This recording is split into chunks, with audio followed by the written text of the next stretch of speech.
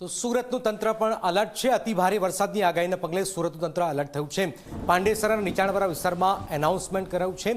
માઇકની મારફતે એનાઉન્સમેન્ટ કરાયું છે। લોકોને સલામત સ્થળે લઈ જવાની અપીલ પણ કરવામાં આવેલી છે। સુરતમાં પણ માઇકને મારફતે એનાઉન્સમેન્ટ કરવામાં આવી રહ્યું છે। આપ જોઈ રહ્યા છો, લોકોને સલામત સ્થળે જવાની અપીલ પણ કરવામાં આવેલી છે। અતિ ભારે વરસાદની આગાહીને પગલે સુરતનું તંત્ર અલર્ટ થયું છે। નીચાણવાળા વિસ્તારમાં એનાઉન્સમેન્ટ કરાયું છે।